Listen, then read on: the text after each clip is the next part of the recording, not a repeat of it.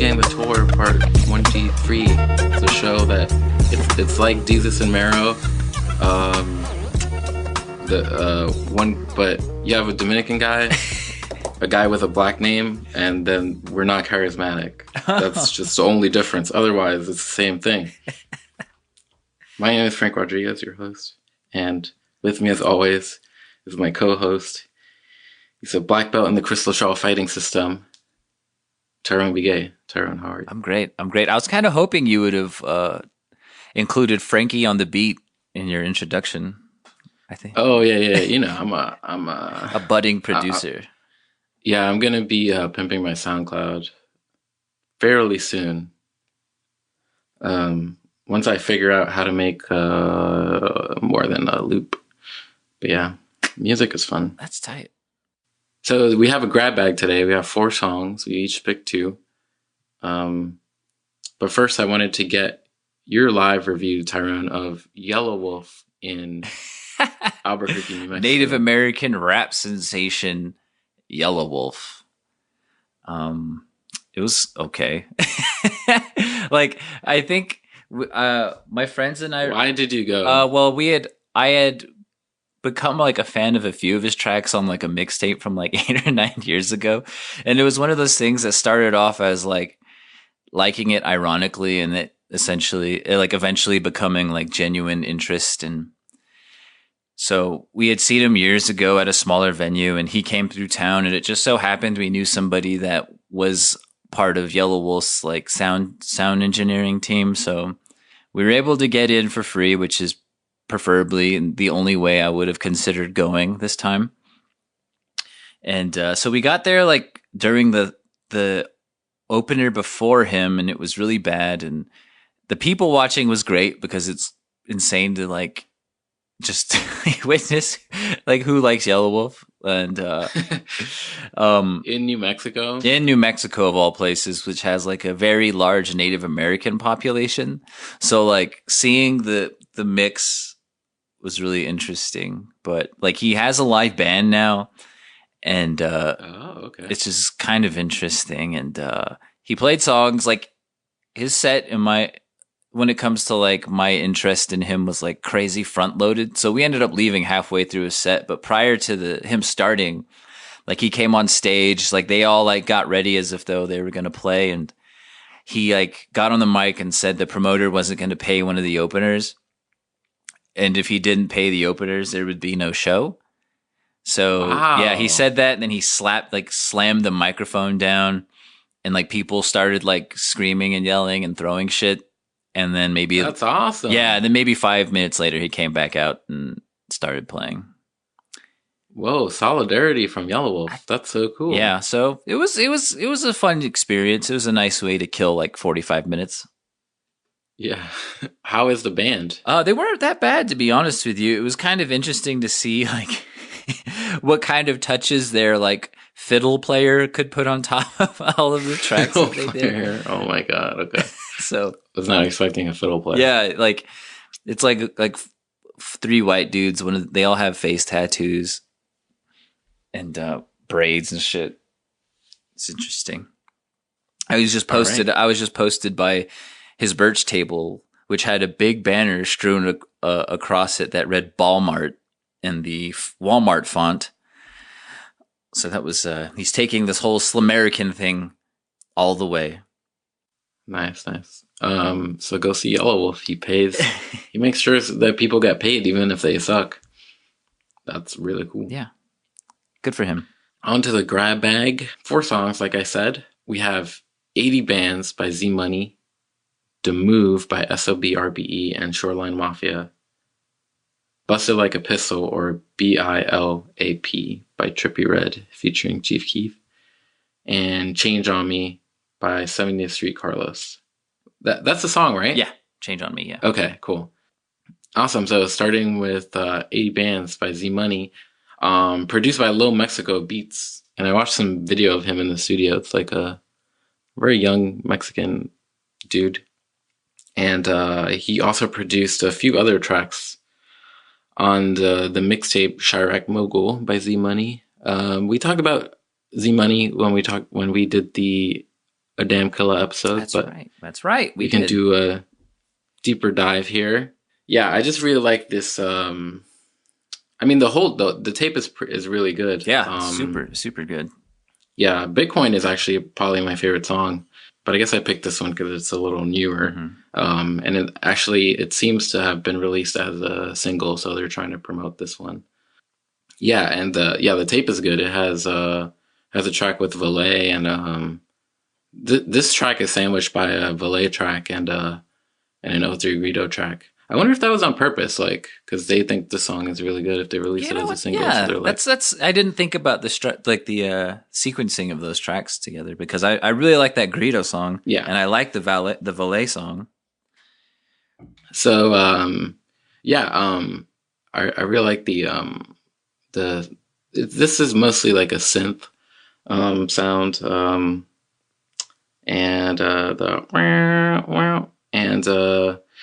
it's very gritty, very street, and 80 bands is actually a theme in the whole mixtape. Z Money always talks about having 80,000 on him as fuck around money.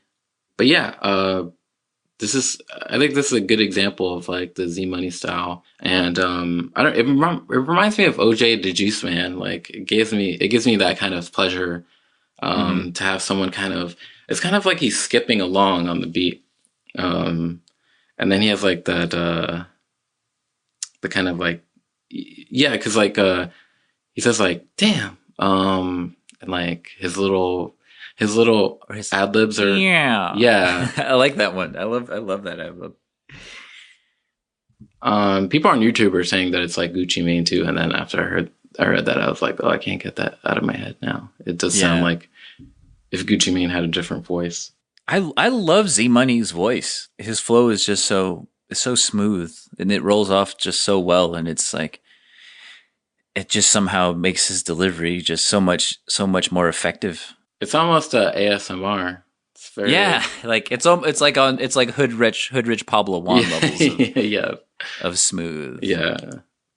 And I feel like a fool for like taking so long to get into him. I mean, I listened to ZTM that came out last year, but he's really good, and I'm glad he's like picking up steam. I like this better than ZTM. Overall, I think it's like a more cohesive project, and I think the inclusion of more than just one producer helps change it up a little bit.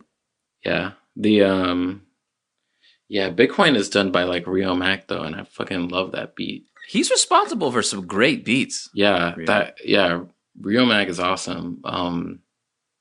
You guys should check out the podcast that friend of the show David Drake did with him.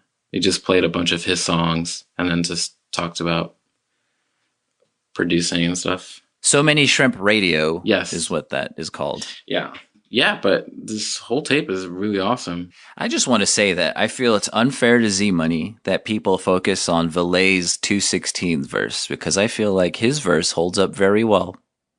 I've wanted to get that off my chest for some time, considering all of the spotlights that have been placed on Valet's verse from that particular track in light of recent artists' alleged hijacking of that flow. Right. We should say that I think between Z Money and Valet, there's probably, an interconnectedness. Like they're both working on the same thing. They work with the same producers. I think Valet's definitely the one who has put it in. He's definitely the one that people are copying. Mm-hmm. But I'm sure the style is a project that he and Z Money are kind of working on. And like David pointed out on Twitter a while back that who's the guy? Oh, FBG Duck Slide is kind of like also an adaptation of Valet's style. So, and another Chicago rapper. So there's kind of like all this cross-pollination and influence in the scene. And I think Z Money is definitely a part of that. Oh yeah. And I kind of I just think about the question that you posed to Valet during his AMA on Reddit, and that's just such a cool. Like I would love to see, but probably have somebody from Chicago kind of explore that new wave of Chicago rappers. Yeah, I asked him what he would call that new wave with him and Z Money, and I said a damn killer too. And he said I don't know, which is fine because he's not a music critic, so yeah. The streets will decide that, according to Valet. The blogs. So great track overall, though. Yeah, if you're a famous rapper listening to this, maybe like don't copy Valet because it's going to be too obvious. Maybe go to Z Money, go ahead of the wave. Don't do what Lil Pump and Smoke Perp did and essentially just jack an entire track and flow. Yeah, at that point it'll be too much. So our nonstop coverage of Chicago continues. I've been meaning to intro an episode by saying on our non-start coverage of good music summer continues as we don't talk about blah blah blah. Yeah, Kanye West was right in that Chicago is super influential.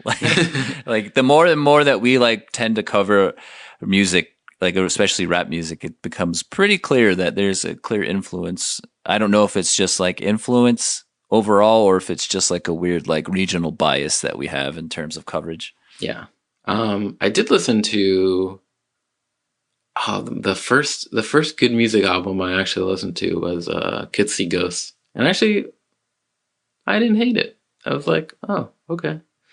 You know what? Like what was a saving grace for that tape for me was I almost said Trippie Red, I don't know why. Was Kid Cudi. Like yeah. I liked his humming on that release a lot. I don't know what it is, but I didn't hate that one either. Yeah, I usually hate Cudi, but and I liked Kanye stuff too. It wasn't as focused on his narrative, Mm-hmm. Especially that first track where he's just going crazy and not even saying words. That first track, I'm like, all right, someone else is gonna copy this shit because it's pretty cool. Like, it's not, the song isn't perfect or anything, but that's kind of cool. Mm-hmm. I mean, he's capable of amazing stuff. It's just like it wasn't his best release. But you know what I would love is for like a Charlie Wilson record produced by Mike Dean. I feel like that would be great because he was like one of the high points of Ye for me. Oh, okay. Yeah, I didn't listen to Ye yet. I think I gave up on that like a track and a half in, but I had to because I was curious. Yeah. Okay, moving on. Demove, SOBRBE, and Shoreline Mafia, produced by ZachOnTheTrack, which is why we were joking about Frank on the track. He's 17. He's from North Carolina. And I think he sells beats for like $25. So it's possible Shoreline Mafia just bought this for $25 on some like producer website, whatever the SoundClick of 2018 is. It's it's most likely like a type beat YouTube search. Yeah, I went on his page and on his YouTube page and he has all sorts of type beats. Mm-hmm. So this is a type beat product here. It definitely sounds like it too. Like, yeah, it's kind of like it has like the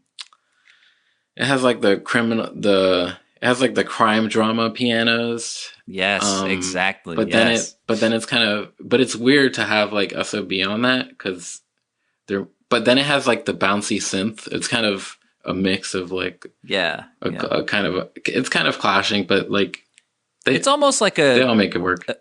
It's like a nice stylistic clash because you have like SOBRBE from like the Bay Area, and then you have Shoreline Mafia from like the LA area. So it's kind of representative almost in the beat. And yeah. I'm sure that wasn't intentional at all because, like you said, they probably just kind of scouted this beat on the internet somewhere. Yeah, and actually, I would say like the pianos fit well with Phoenix, who does the chorus, and he's kind of like the level. He keeps the track steady throughout with that hook, and it's kind of, like very straightforward flow.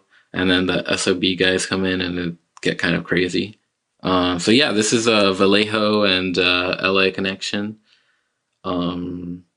Yeah, thank you for picking something for like this grab bag where I have to like find out the names of like 8 different people.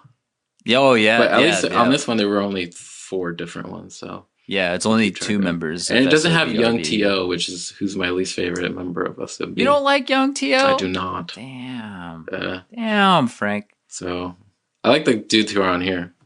Oh yeah, OGZ kills it, but we can get to that in a bit. But I wanted to choose this track because my friend and I were actually having a discussion about SOBRBE, and Shoreline Mafia, and who we preferred as the California rap group overall. Because I like SOBRBE a lot, and I think they've gained a lot of traction within the last year.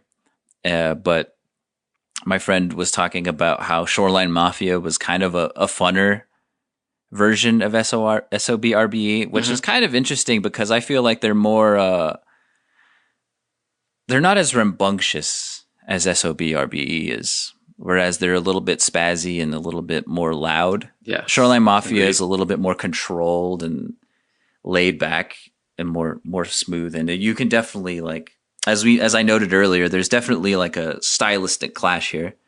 Like you can tell who's who.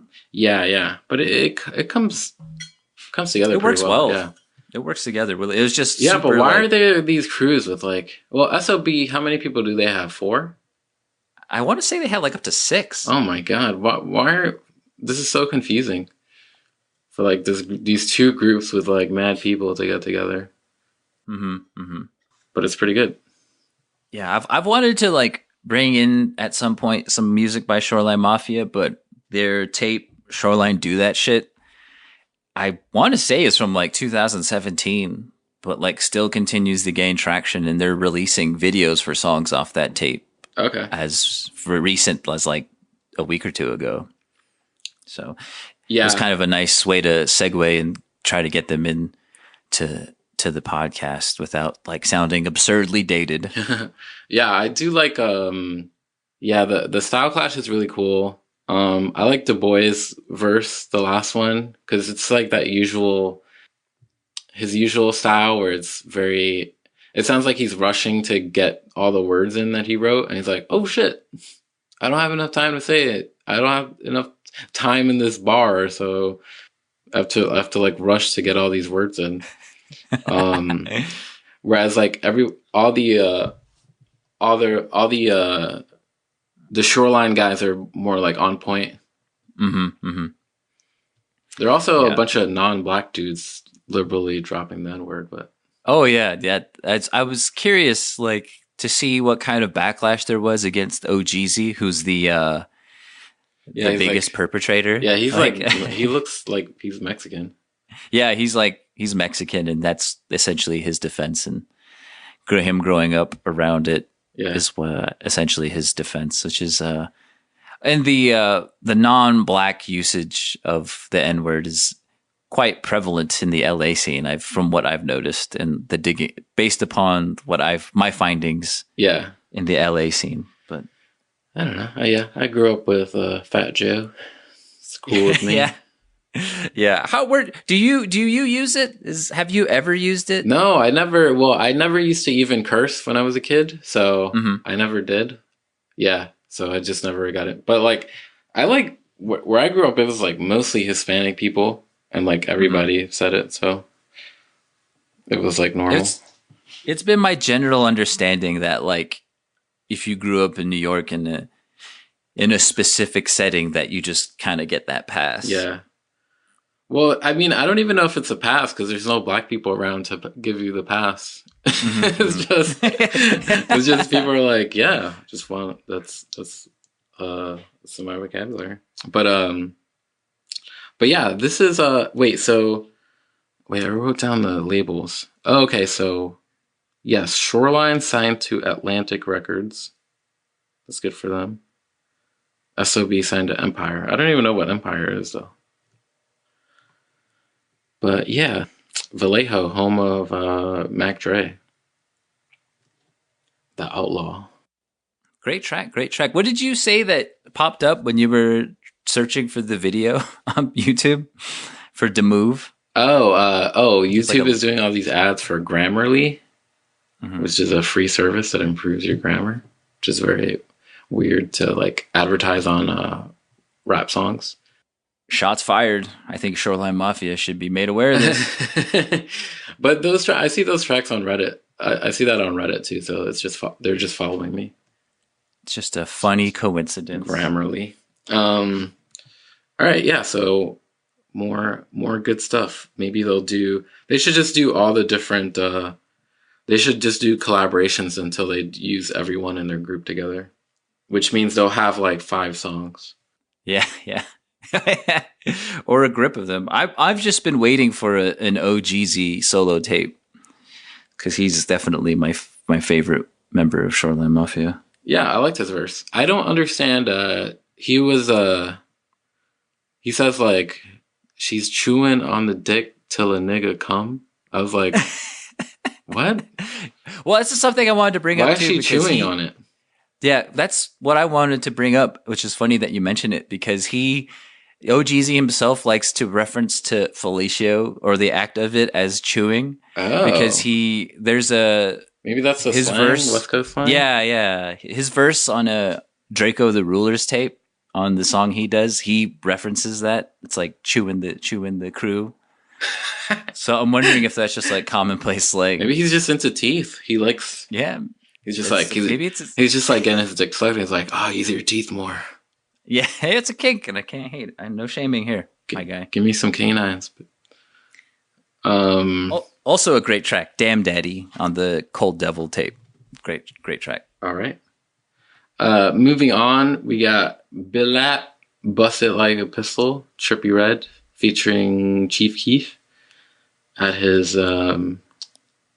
most thought breaker, thankfully. And this song made me feel like a fucking idiot because I didn't realize that BILAP was oh yeah a play on Bust It Like a Pistol. I was like, oh shit, I'm an idiot. Yeah, I was like, what does that word mean? And then someone like spelled it acrostically on YouTube. Mm-hmm. It's produced by ChopSquadDJ, who's not very prominent dude, but he's produced for Dirk, Keef, Meek Mill, and Yo Gotti. Yeah, Trippie's he's from Canton, but I think he moved to Atlanta in high school. Mm-hmm. Yeah. Oh my God. So fucking, this is gonna haunt Trippie Redd for the rest of his hopefully not short life. On YouTube, someone was like, anytime he makes a good song on YouTube, it's gonna say he had X in his heart when he made this, which is he's gonna live under that. Live in his shadow for the rest of his career. Trippie Redd, I mean, he pistol whipped a woman, we heard earlier. But he's also one of the only like big name rappers to speak against Tekashi. So, you know. Yeah, did you listen to the Life's a Trip? Is that the name of his album? I listened to it a couple times. I liked it. I didn't know he did like a rapidy rap backpack style. There's like a few tracks like that, and it's like, all right. I'm just sick of. I tried. I got through it once, and I just got so sick of that, like his singing and the like. I couldn't get. I had to stop, man. I was just overbearing, and it's like he has singles that I really really like. Oh yeah, we should say that this is not on his new album, which is so weird because I love this song, and it's really good. It's better than really I think it should have been on that record. I don't know. It's better than most tracks on his album. Yeah, I probably won't revisit the album that much unless does it have Dark Knight Demo on it? Yeah, I love that song. That song's amazing. Yeah, it's a good one. In spite of Travis Scott, that song is like continues. That song is like Drake should rap like that. I mean, Drake should sing like that. But yeah, this song is cool. Like the pianos are just epic. You just have the pianos running throughout, and then it turns into kind of like a twinkly, like arpeggiated pattern, leading into the verses. So nice. I was trying to look it up if it was a sample or something, but Yeah, so good. And then yeah, Trippie's singing is great. And it's just like it's a very simple song, you know? It's It's he just very wants a effective. you just Yeah. want a girl you can trust and who's as gangster as you are. Yeah, everybody wants that. And she just busts it wide open. Were you a fan of the track that he did with Keef prior to this? And I Kill People, I believe is what it's called. Oh, yeah, Great track too. I like that track, yeah. Yeah, Tado's not good on that too. You know, that's that I really wanted to like that track, but like I do like it, but like Trippie Red's infractions coupled with Tado's like alleged Oh, infractions yeah, as so well. I was reading up on the wiki. I mean, I guess the track is a diss track against Takashi, Hmm. but like the reason Takashi was like dissing people was dissing them was because Tado like beat his girlfriend. Yeah, and he put like a video on his Instagram, like with a Yeah. caption that read something like "This is what happens if you get out of line" or some No, shit. And I yeah, was he just was like, like, no, it's even worse. He was like, I cheat on her, and if she talks to anyone, I beat her ass. "Oh, Like, god damn it, what the dude, fuck? that's fucked up." It Uh, sucked too because that came like that video, like he posted that around the time his last mixtape dropped, and I was listening to the tape and I liked it, and then I saw that and I was like, "Oh god damn it, dude!" yeah, Like he's yeah. I mean, what an awful guy. that's like next level, like shit, like terrible shit. Yeah. So I don't. I mean, but I don't like that song as much as this one anyway. But like, Hmm. yeah. Yeah, it's kind of stupid that that's what the caused the beef and the whole like Chicago versus Takashi thing.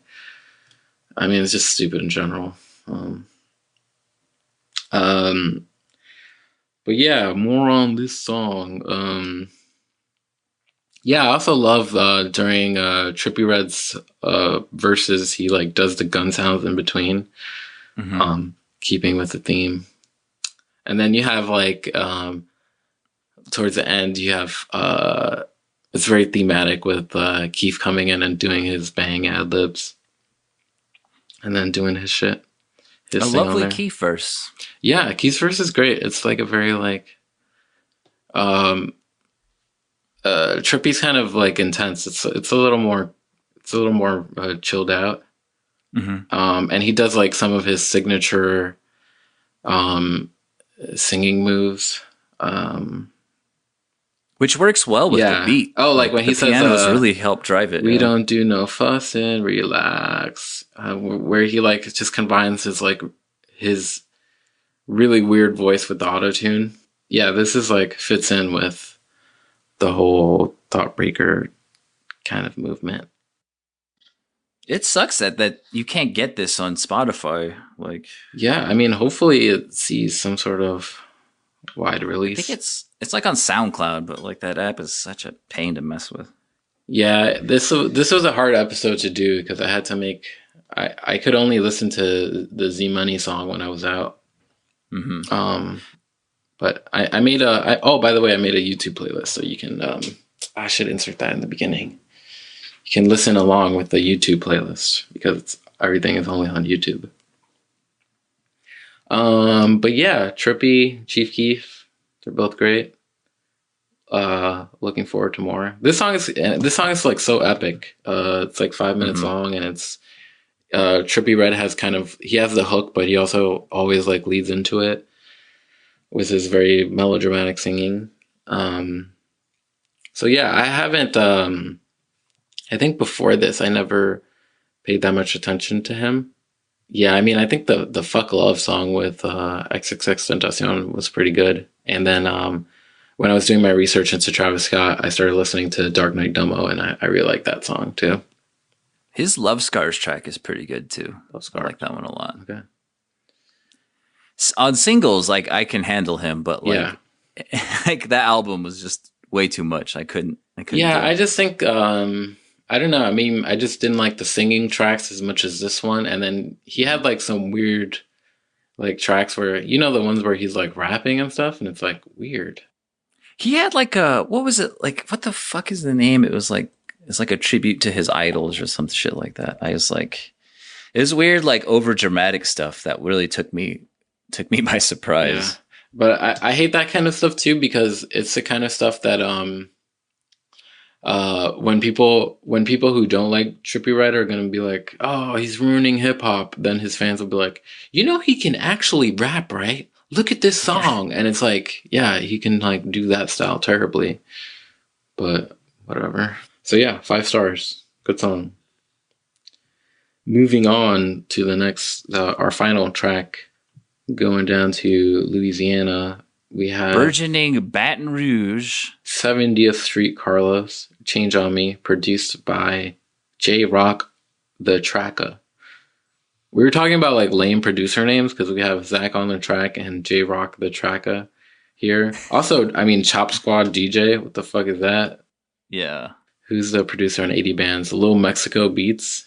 Yeah, I guess people just call them Lil Mexico. He's probably the only Mexican guy that hangs around them. But yeah, some bad producer names on this grab bag. But the beat is cool. We have a great song here. Yeah, it's kind of like, it has like the New Orleans bounce kind of track. It's like very cool little horns, dude. Oh, yeah, it's great. Yeah, this actually prompted our discussion about like being tired of the sort of Atlanta 808 style because this song was so refreshing to listen to after just listening to that mostly.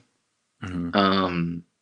I think that's why I'm drawn to him ever since I found out about him via the Martorialist. It's like such a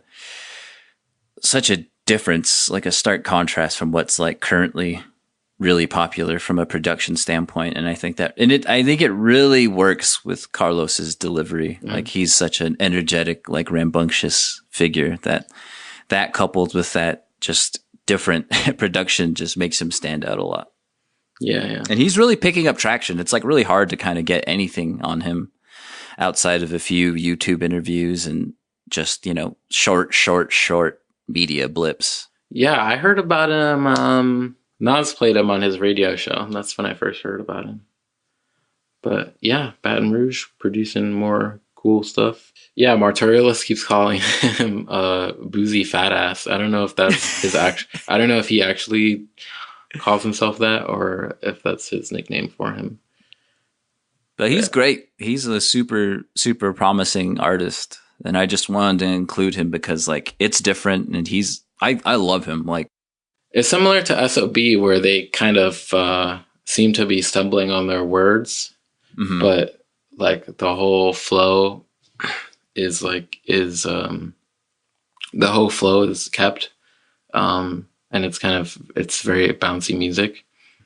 Riding on the dick like she came on me. Yeah, he has that line that's like in the hook that's like "Ba-da-ba-ba, I got that thing on me." It kind of sounds like "Ba-dum-ba-bum-bum." Yeah, I like him. Did you read that article that David Drake wrote about the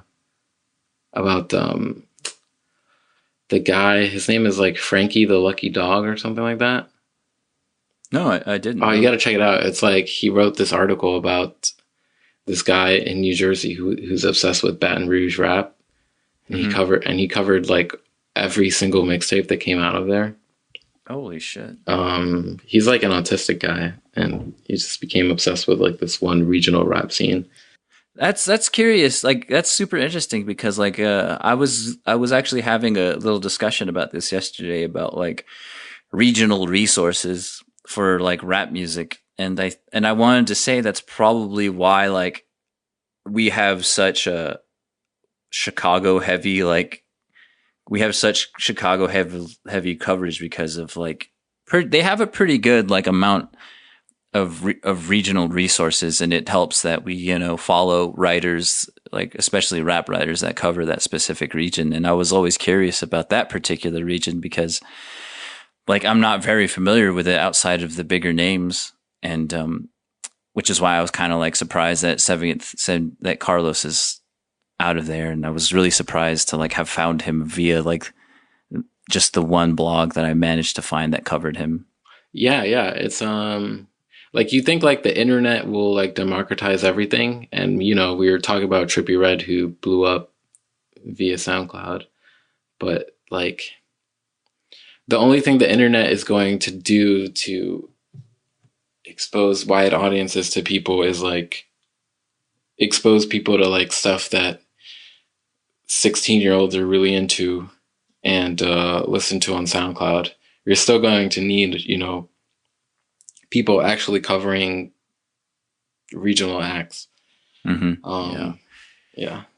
And I don't know if it's just because there's a larger amount of people that cover like Chicago and LA because like they're bigger media markets. Yeah, exactly. So I was just been really curious about like structuring like who I follow.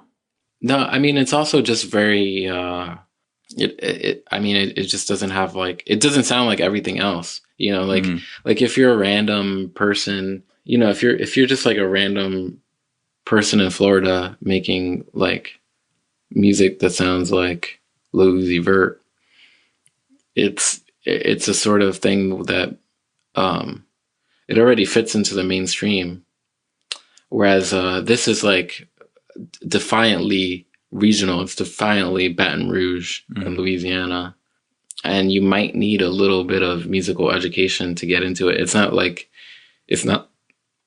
immediately appealing, or it's not like, you know, you could say that Trippie Redd, let's say, is like a young person's version, like freaked out version of mainstream music, whereas the stuff that's the foundation for 70th Street Carlos is not mainstream, you know, like Webby and Lil Boozy and other Baton Rouge stuff. I think that plays into it as well as just I don't want to say like just kind of use the term like, you know, lack of exposure, but I think it's just a lack of like bastions for specific regions when it comes to like musical stylings. I mean, like it's kind of or at least in my eyes, it's like I've been trying to like figure out better avenues for discovery when it comes to like more like smaller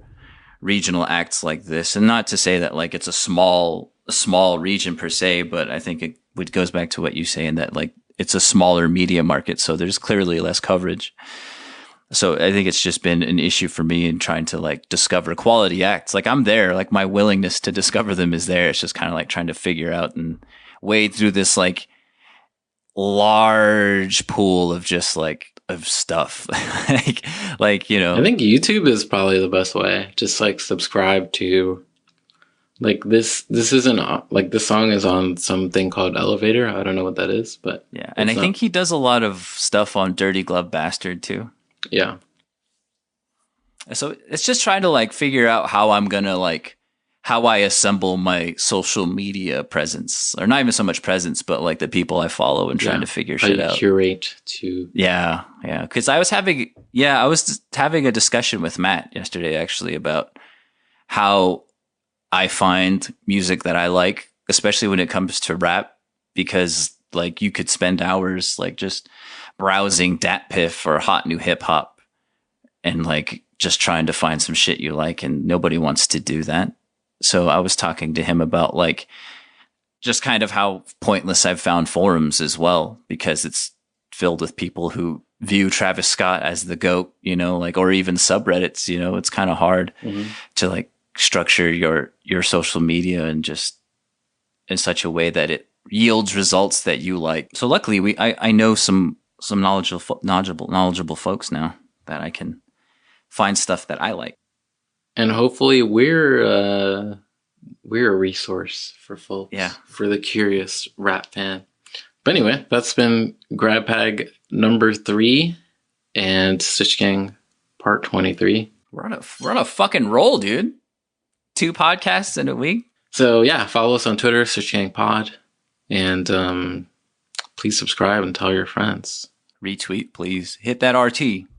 And yeah, we'll talk to you soon. Hope we'll be back next week. We're covering the Eminem album. We're gonna Kamikaze. We're gonna go down all the disses, everything you need to know about Kamikaze.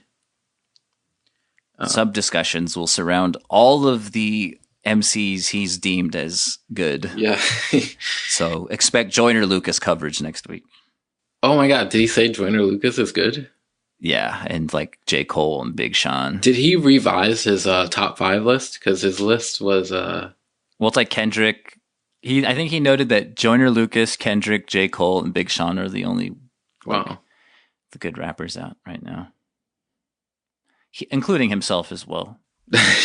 You know what's it's like, and the thing about Eminem is that like that's way worse than his list on The Way I Am. I think he said Andre 3000, him, Tupac, Biggie, Method Man, and I think that's it. I think and Nas. That was his list.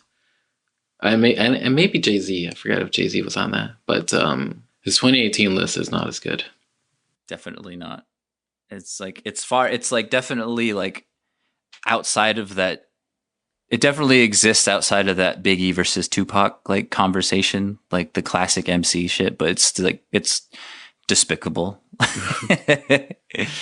Yeah, if I were Kendrick, I'd be like, "Can you not mention me that you like me?" Yeah, exactly. Like I listened to Kamikaze and like it's not bad, but it's like the classic case of like accepting fast, seemingly complicated rapping as like good rapping.